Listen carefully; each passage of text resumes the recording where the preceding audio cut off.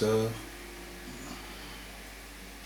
en Christ, nous vous saluons très cordialement et fraternellement dans le précieux nom de notre Seigneur et de notre Sauveur Jésus-Christ.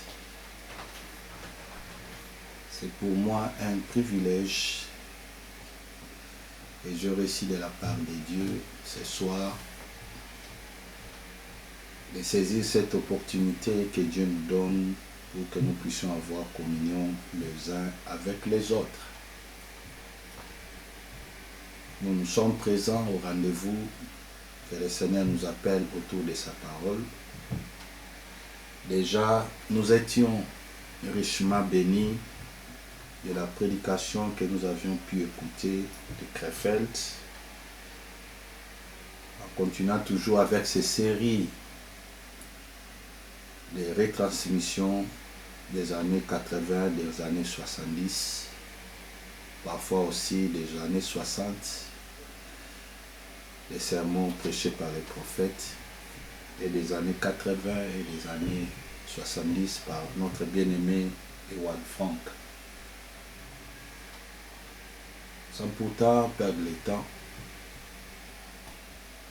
nous allons fredonner un cantique et tous ensemble, après cela, nous allons prier, remerciant le Seigneur pour la journée qu'il nous a offerte et aussi de remettre notre réunion entre les mains du Seigneur.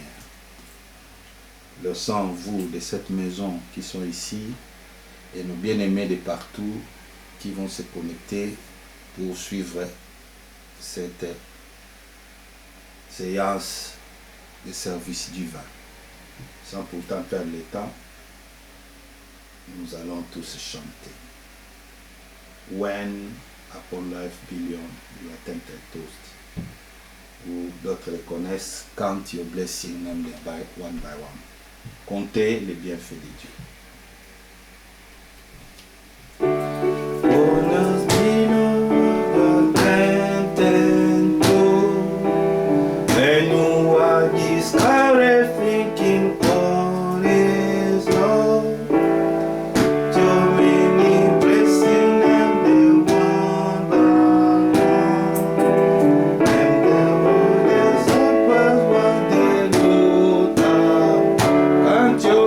God.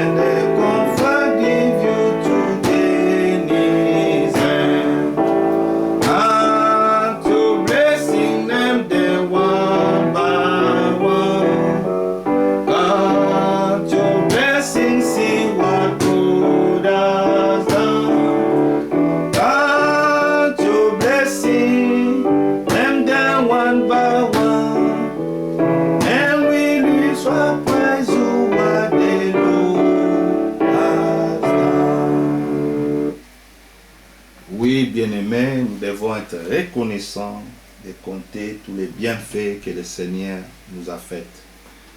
En fait, nous ne saurons même pas parce qu'ils sont tellement nombreux et ces belles actions sont tellement nombreuses dans nos vies.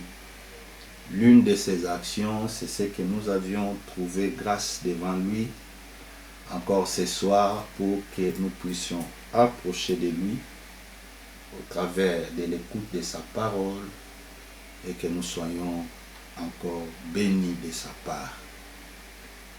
Sans pourtant perdre le temps, nous allons tous élever nos voix, priant le Seigneur, remerciant lui pour tout ce qu'il a fait de bon pour nous, et aussi laissons notre réunion entre les mains du Seigneur, lui qui écoute la prière, qui nous fasse encore du bien pour ce soir.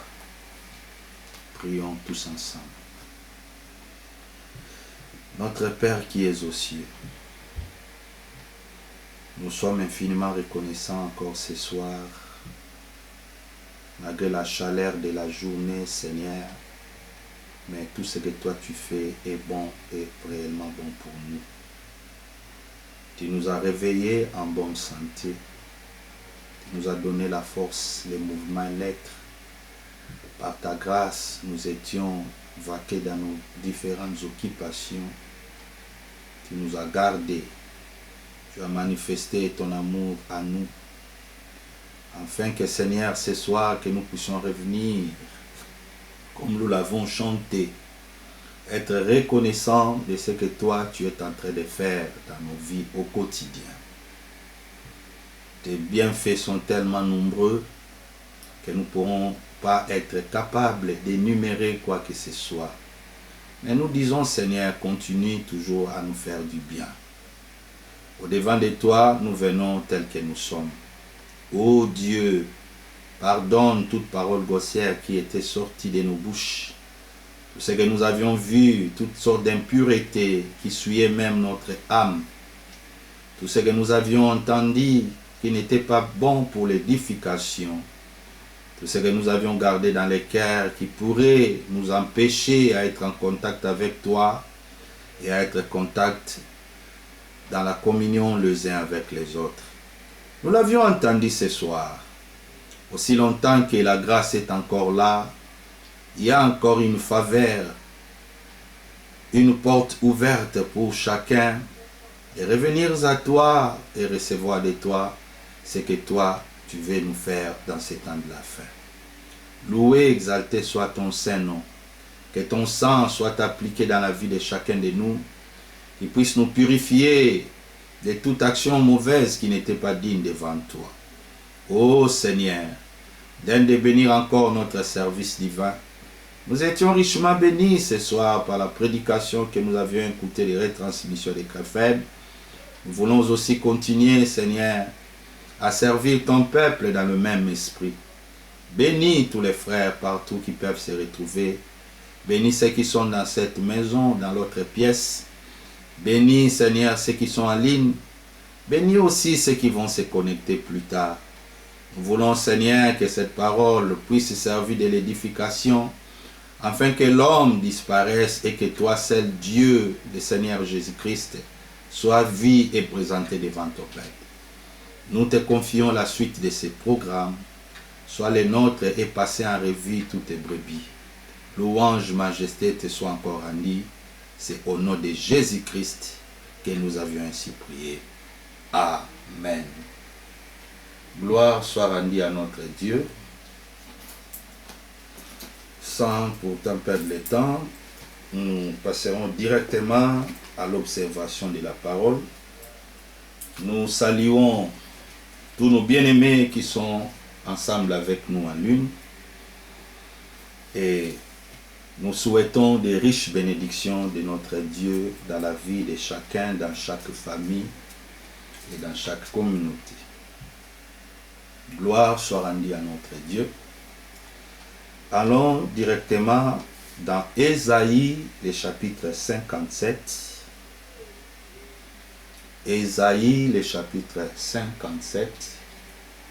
Nous considérons le verset 14 et nous sautions et nous allons considérer le verset 19 jusqu'à 21. Ésaïe, le chapitre 57, verset 14, et puis nous lirons verset 19 jusqu'au 21. L'Écriture dit, Ésaïe 57, 14, on dira, frayez, frayez, préparez le chemin. Enlevez tout obstacle du chemin de mon peuple. Verset 19, je mettrai la louange sur les lèvres. Paix, paix à celui qui est loin et à celui qui est près, dit l'Éternel. Je le guérirai. Mais les méchants sont comme la mer agitée, qui ne peut se calmer, et dont les eaux se soulèvent, la vase et les limons. Il n'y a point de paix pour les méchants, dit mon Dieu. Que le Seigneur ajoute les bénédictions à la lecture de sa parole. Et que Dieu vous bénisse richement. Bien-aimés, l'écriture que nous avions lue, je me suis inspiré de la prédication du frère Franck qui avait prêché le 31 décembre 1981. Et cela a été joué pour nous le mercredi 30 août 2023. Je recommanderais à l'Église, à tous les bien-aimés, que nous puissions avoir cette habitude d'écouter et de réécouter encore les prédications que nous écoutions ces derniers temps. Car c'est un programme que Dieu nous a imposé. Peut-être les autres n'ont pas encore compris, mais nous qui avons déjà compris cela, nous voulons que la parole de Dieu, comme l'Écriture dit, habite à nous abondamment. Ici nous voyons, c'est les prophètes dont l'homme de Dieu disait que le prophète aimait beaucoup. Il a écrit 56 chapitres de son livre, qui coïncide aussi avec les 66, qui coïncide aussi avec les 66 chapitres ou bien des livres de la Bible, de Genèse jusqu'à l'Apocalypse. Ésaïe, c'était un prophète puissant. Dieu lui a révélé beaucoup de choses qui ont même touché les temps que nous vivons. Même l'écriture que nous lisons, cela est en actualité et cela prend place dans notre temps présent.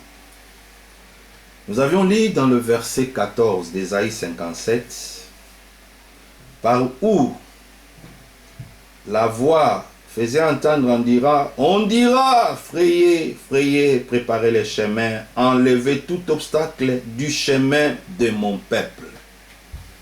Bien-aimés frères et sœurs, aujourd'hui le Seigneur est en train de débalayer, est en train de faire le curage, est en train de faire le nettoyage de chaque enseignement, chaque pratique, chaque habitude, chaque système que les gens ont conçu et ils ont amené ça dans la parole de Dieu et ils ont mis cela comme une règle, comme un credo, comme des principes, comme des pratiques pour que le peuple s'accroche à cela et marche. Regardez cet homme David. quand il était prêt d'aller affronter affronter Goliath, Saoul, le roi, lui avait appelé, dit, mon enfant, tu ne peux jamais aller devant cet homme comme ça, parce que c'est un guerrier. Dès son enfance, il est accoutumé à la guerre. Mets sur toi des armures par lesquelles tu peux te défendre. On lui avait donné beaucoup de choses. Des cuirasses, beaucoup de choses. Comme le petit David était un enfant. Il a porté, il a essayé de marcher, mais c'était tellement trop lourd pour lui. Il dit non, je ne suis pas habitué, je ne suis pas accoutumé à cela. David a enlevé toutes les armures, toutes les armes que les hommes lui avaient données. Et il était allé présenter devant Saoul avec les armures de Dieu. Bien-aimés frères, nous voyons ici, la voix était déjà fait entendre en disant, frayez, frayez et préparez le chemin, enlevez tout obstacle. Le chemin dont il est question, mon frère, ma sœur, c'est le même chemin que le Seigneur du haut des cieux avait emprunté pour descendre sur la terre. C'est le même chemin aussi que le Seigneur veut que les rachetés marchent-y. Alors, dans ce chemin, le Seigneur veut que tout obstacle soit enlevé sur les trajectoires de son peuple. Il veut que son peuple marche pas en s'alourdissant, pas avec des charges, pas avec des colis. Mais le Seigneur veut que sur ce chemin, son peuple marche avec des choses que lui-même leur donne comme bagage pour le voyage. Quel est ce chemin?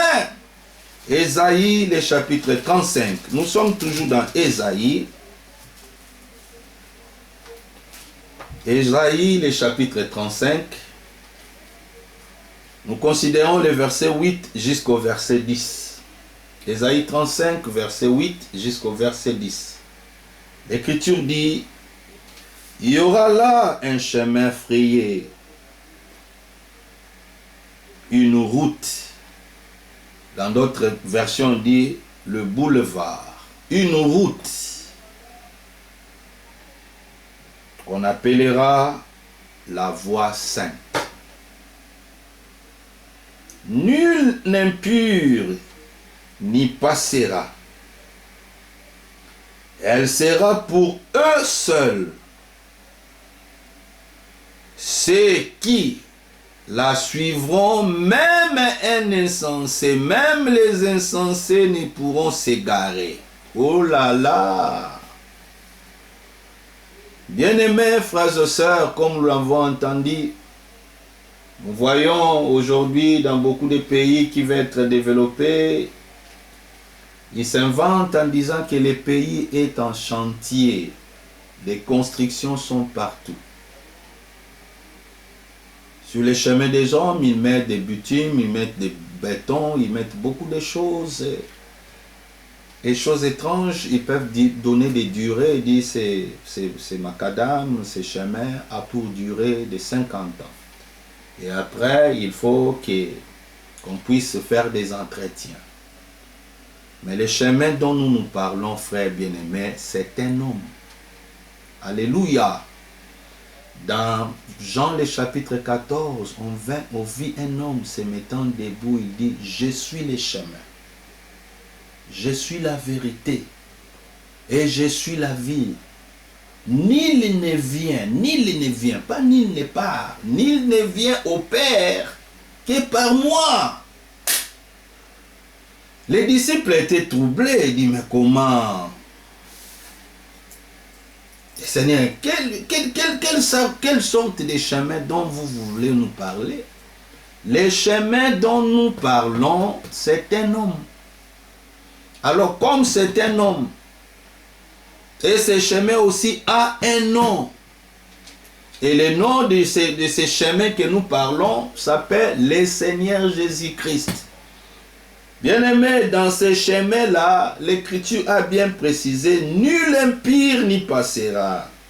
Elle sera pour eux seuls,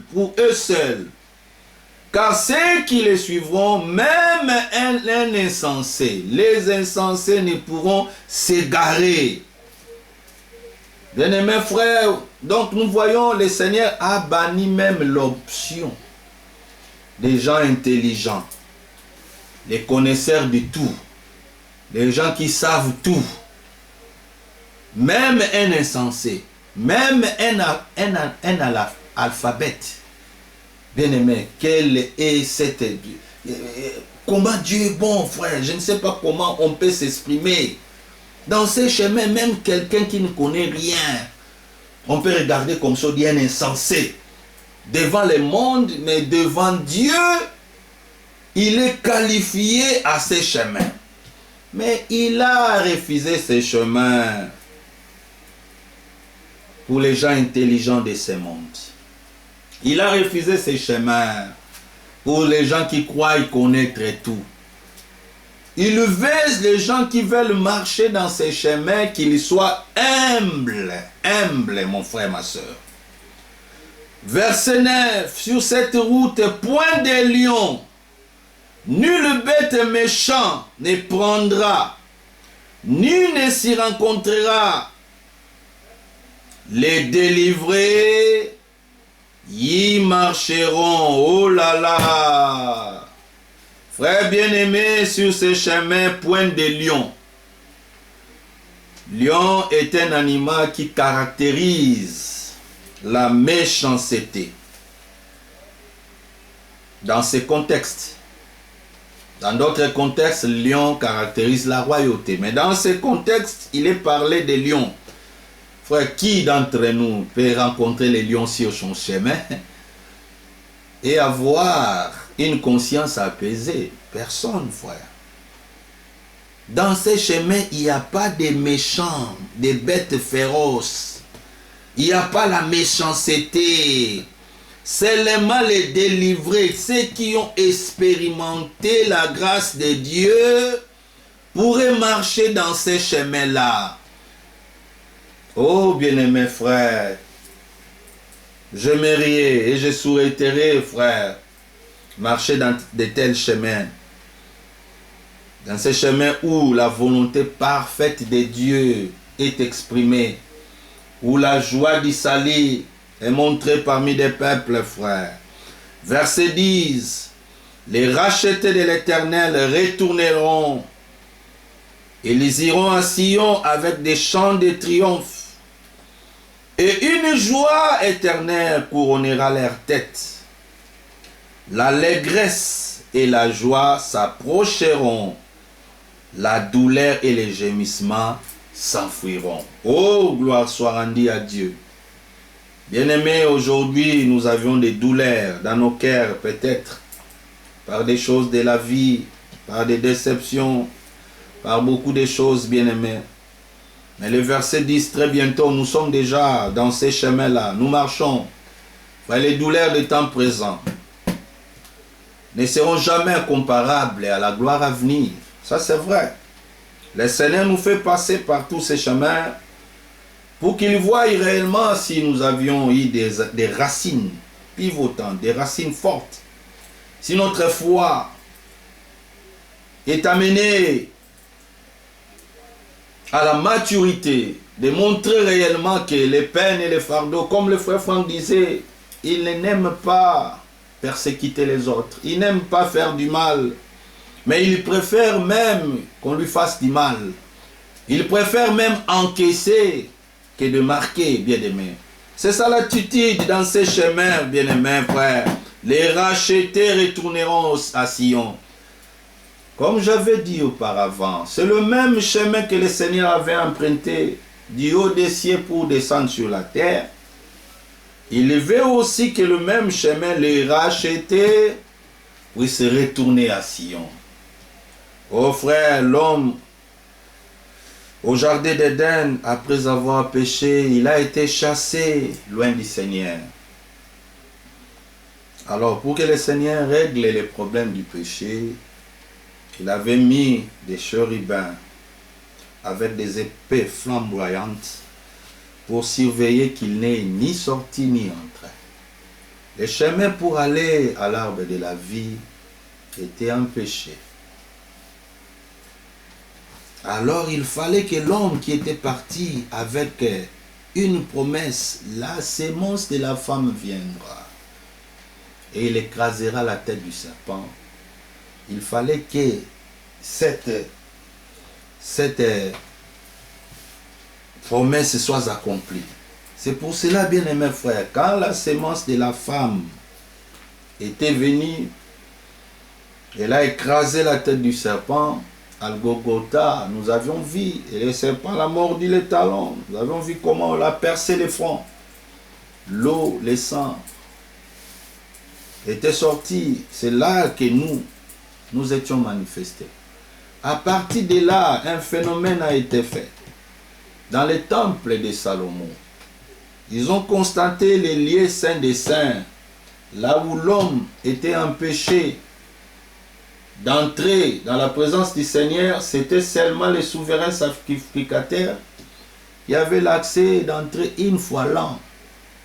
Mais le rideau là s'est coupé du haut en bas, pour que personne puisse dire que c'était un tricage, que l'homme sont venus avec des ciseaux en coupé.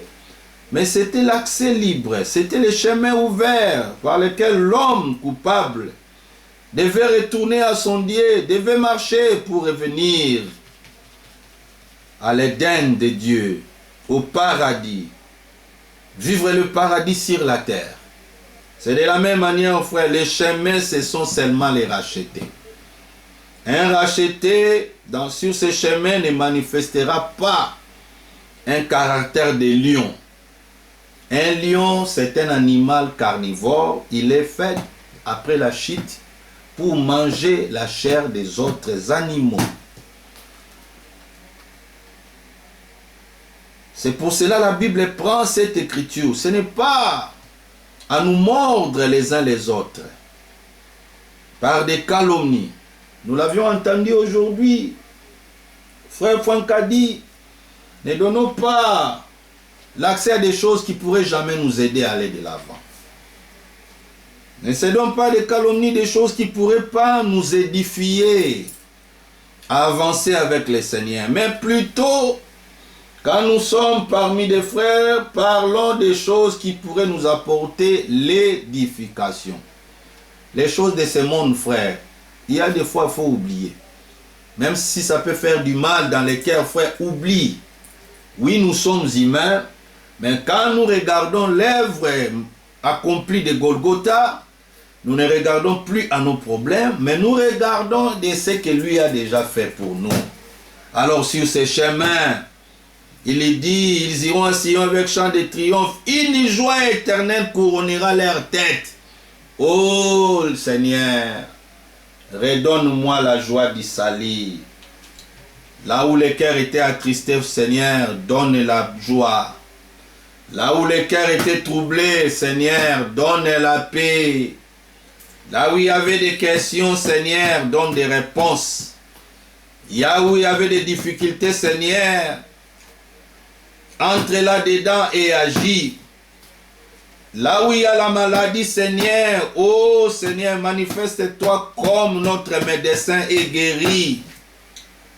Là où il y a le chaos, dans des familles, dans des communautés, Seigneur, viens et apporte le relèvement. Bien-aimés frères et sœurs, c'est ça l'évangile que nous prêchons. Sur ces chemins, qu'il n'ait pas de bêtes méchantes, de bêtes féroces. Frères bien-aimés, comme était dans le temps, quand Noé avait construit l'arche, il avait appelé les animaux 2 à 2. Un commentaire d'un homme de Dieu disait, quand l'antilope pourrait voir les lions dans cette pièce-là à l'intérieur, il pourrait chercher comment échapper à fuir. Le lion comprendra et dira, hé, l'antilope, je faisais de tels comportements quand on était encore dans les jungles là-bas. Mais ici, c'est un endroit de paix. Sur ce chemin, point de bêtes féroces, bien-aimés. Et l'homme de Dieu disait, si tu as la paix avec Dieu, tu seras aussi pacifique les uns aux autres. Seulement, c'est ce qui manque la paix, qui trouble aussi la paix des autres. Si tu as expérimenté la grâce de Dieu, bien-aimés frères et sœurs, tu feras aussi grâce à ton frère. Si tu as été pardonné, mon frère, ma sœur, tu pourras aussi pardonner ton frère, tu pourras aussi pardonner ta sœur. Tu ne pourras jamais imputer les mal à votre semblable. Que Dieu nous aide, frère. Retournons dans Isaïe 57. Maintenant le verset 19. Je mettrai la louange sur les lèvres. Paix, paix à celui qui est loin et à celui qui est près, dit l'Éternel, je les guérirai. Oh bien-aimés frères, nous ne chantons pas seulement le Seigneur. Oh, nous sommes dans la joie parce qu'il a fait de bonnes choses pour nous. Il t'a béni. Tu as eu la promotion au boulot. Tu as eu des enfants. Tu as acheté une maison. C'est par là, tu vois, c'est le sujet que je peux glorifier mon Seigneur. Mais l'Écriture dit, je mettrai des louanges dans leurs lèvres. C'est lui, frère. Les louanges, frère, même si nous passons dans des difficultés, mais on voit toujours quelqu'un dire, oh Seigneur, je loue ton Saint-Nom. Oh Seigneur, tu as été toujours bon. Oh Seigneur, tu as toujours raison dans ce que tu fais. Mais comment toi, dans des difficultés, toi dans les deuils, tu as perdu tous les membres de ta famille, toi ceci, mais comment tu es si joyeux? Oui, ce n'est pas l'homme. Même dans son affliction, mais le Seigneur met des louanges dans sa bouche. Et la bouche possède des paroles dans ses lèvres, sur ses lèvres. Paix, paix à celui qui est loin, et paix à celui qui est prêt. Oui, bien-aimés, qui sont prêts, c'est le peuple de Dieu Israël. Qui sont loin, c'est les gentils. Nous les nations. L'évangile que nous prêchons, c'est l'évangile de paix. La parole que nous croyons, que la parole, c'est la parole de paix. L'Écriture dit chercher, rechercher même la paix avec tous, sans lesquels personne ne verra le Seigneur.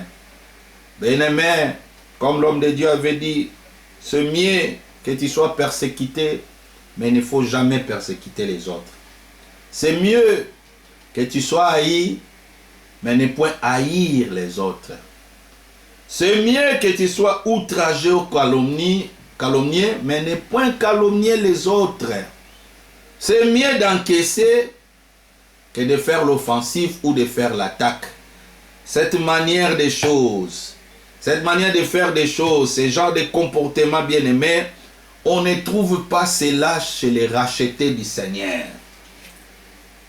Mais écoutez, dans le verset 20, mais le méchant sont comme la mer agitée.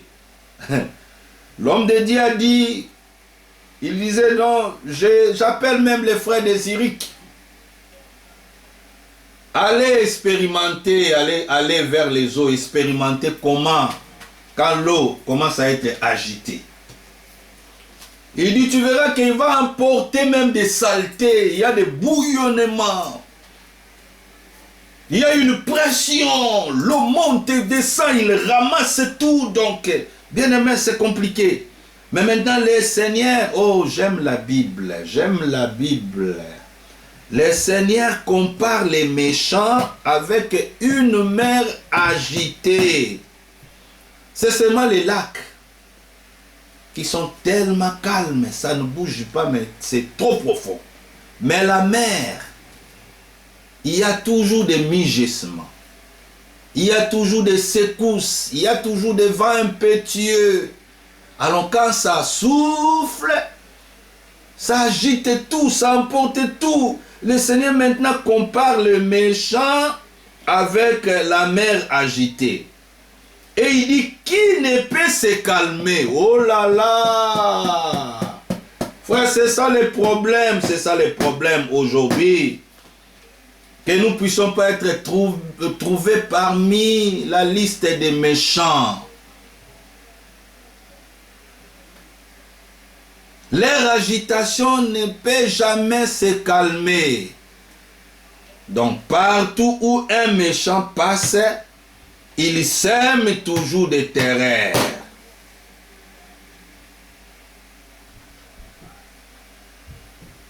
Par des rapportages, par les oui-dire, par des poisons. Oh frère, je vous recommanderais à écouter cette prédication. C'était une prédication de 40 minutes, mais tellement profonde. Et dont les eaux se soulèvent, la vase et l'immonde.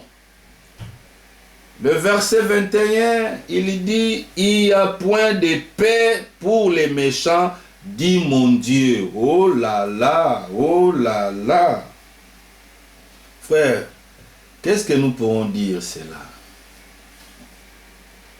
L'homme de Dieu déjà dans des années 81. Il pourrait dire des comportements des méchants, mais un méchant c'est un calomniateur. Je l'ai dit comme frère Franck l'avait dit. Il dit un calomniateur, c'est un sorcier. Il ne limite pas là, il dit c'est un satanique. Et il dit c'est un criminel. Parce qu'un méchant cause des crimes. Son comportement est satanique. Et c'est la sorcellerie. Aujourd'hui, frère, quand nous regardons dans la vie de chaque frère, de chaque sœur, nous pouvons voir. Mais le Seigneur ne nous a pas dit de juger. Qui sommes-nous pour juger? Qui es-tu pour juger ton prochain? On ne juge pas. Mais nous pourrons voir, frère, si ta vie est toujours dans des troubles, ta bouche est toujours en répandant des calomnies, frère, il faut faire beaucoup d'attention. J'aimerais que nous puissions lire le prophète William Branham.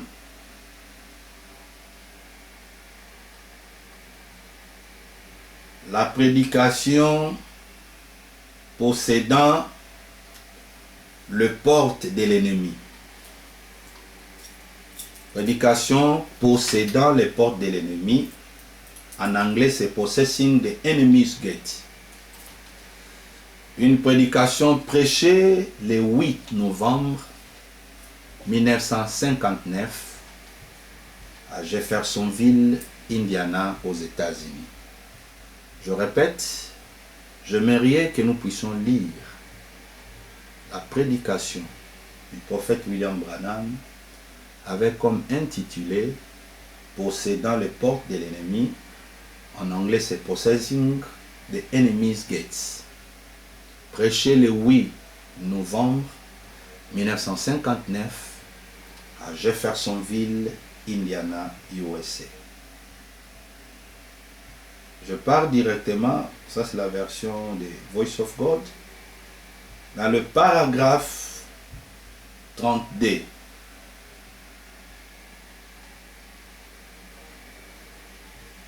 Paragraphe 30D. L'homme de Dieu dit, quelques années plus tard, quand vers les épreuves, et que l'Église fit tout embranler, comme il est si facile pour une congrégation de gens de lettres lorsque quelque chose ne semble simplement pas passer comme ça devrait, c'est Dieu qui fait en sorte qu'il en soit ainsi. L'homme de Dieu ici, je répète, je lis la prédication du prophète possédant la porte de l'ennemi, possessing the enemy gate, prêché le 8 novembre 1959 à Jeffersonville, Indiana, aux États-Unis. Il dit des fois quand les épreuves viennent et que toute l'assemblée est emballée, et que dans l'assemblée, ils voient que les choses ne marchent pas comme ils devraient être. C'est-à-dire on voit que tout est arrêté, tout est collapse, rien vide, il y a et ça ne va pas. Mais l'homme de Dieu dit, c'est Dieu qui fait en sorte que ça soit ainsi. Écoutez, Dieu amène des tensions dans l'église. Car chaque fils qui vient à Dieu doit être mis à l'épreuve et éprouvé et testé. Qu'est-ce que nous voulons dire par là? Qu'est-ce que les prophètes voulaient dire, frère? Dans la vie de l'homme, il y a des fois Dieu nous amène à un niveau pour que nous puissions faire des expériences, pour que nous puissions grandir. Comme on n'a pas le temps, on pourrait même lire cette illustration qu'il parlait de la maman aigle. Quand il veut faire son couvert, il vient, il met la peau de lapin, il fait ça bien. Les aiglons, quand ils sont là-bas, ils se voient très bien, confortables. Dans une bonne atmosphère, la mère aigle observe. Il dit, ok, maintenant, c'est le temps. Il devait commencer les tests. Un jour, il vient directement en plein fouet, il passe, il frappe le nid. Et regardez les petits aiglons qui n'ont jamais volé dans leur vie. Ils sont en débandade. Chacun cherche comment sauver sa vie. Mais lui, elle, la mère aigle, elle est là. Elle voltige. Il nous regarde. Il voit, frère. La situation que nous sommes en train de passer maintenant. Bon, que je dise ça personnel. Mettre ça personnel, bien aimé. Des difficultés que tu es en train de traverser maintenant. Même si tu as vu qu'un frère t'a fait du mal, une sœur t'a fait du mal, ta femme, ton mari, les enfants, ne regarde pas cela seulement comme si c'est Dieu t'a oublié. Non, frère. Il lui dit, Dieu, chaque fils, mettez aussi des filles, de Dieu, chaque enfant de Dieu le fait toujours passer par les épreuves pour l'éprouver et les tester. Que dirons-nous de notre père Abraham? Son le fils unique qui a entendu des années. L'enfant naquit, le Seigneur donna des promesses pour Isaac. Abraham, c'est par ses fils qu'il va susciter une postérité de ton nom. Plus tard, le Seigneur revient encore. Abraham, donne-moi ton fils, ton unique, celui que tu aimes beaucoup. Mes frères, si c'était vous et moi, nous pourrons dire comment? Attends d'abord, Seigneur, que j'aille dire à Sarah, bien le bête. Mais Abraham, homme de foi, Abraham, ami de Dieu, n'avait pas discuté. Il avait compris. C'est le même Seigneur qui m'a donné ses fils. De sa bouche ne peut jamais sortir, proférer de mensonges. Il avait déjà dit de sa bouche que Isaac suscitera une postérité de mon nom. Alors s'il vient encore me demander, je ne peux jamais douter, je lui donne. Nous donnons à Dieu ce que Dieu nous donne, frère. Voilà les vieux, prends l'enfant, prends ses serviteurs, ils ont marché, arrivé à un temps, et dit aux serviteurs, vous restez ici. Écoutez le langage de la foi. Moi et les jeunes hommes, nous montons adorer et nous retournerons. Mais dans son cœur, il savait, il avait reçu de l'ordre d'aller tuer Isaac. Bien-aimés frères, la foi a une expression. La foi a un langage. La foi a ses œuvres. Abraham amena l'enfant. Jusqu'au niveau, Isaac a demandé, papa, père, je vois les bois. Je vois l'autel. Mais où est l'animal pour les sacrifices? Écoutez encore le langage de la foi. Le Seigneur s'épouvoira lui-même. Oh là là! Le Seigneur s'épouvit lui-même. Un bélier qui était le type de l'agneau immolé qui devait s'épouvoir lui-même. Selon Philippiens le chapitre 2, il a été rendu obéissant jusqu'à la mort. Il s'est laissé lui-même qu'on vienne pour l'arrêter. Parce qu'à chaque fois qu'on demandait qui est Jésus, où est Jésus, quand il disait moi, les soldats qui étaient venus l'arrêter, il tombait. Donc s'il ne voulait pas partir, il pourrait continuer à dire Jésus c'est moi, Jésus c'est moi. Et les gens tombaient. Mais la Bible dit il s'est livré lui-même. En se rendant obéissant jusqu'à la mort à la croix. Si nous avons la foi des mêmes prix avec Abraham, bien-aimés, acceptons aussi les épreuves. Les épreuves que nous sommes en train de passer, dit Pierre, comme une fourneuse ardente. Afin que l'œuvre de notre foi soit manifeste pure, même si nous passons comme Shadrach, Meshach et Abednego, même si nous sommes jetés à la fosse au lion, frères bien-aimés, croyons toujours au Seigneur.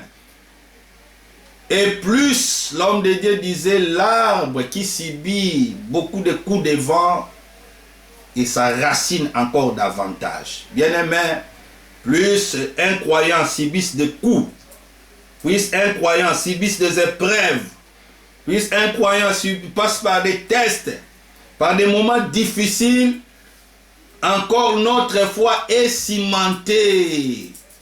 Notre foi devient plus forte encore auparavant.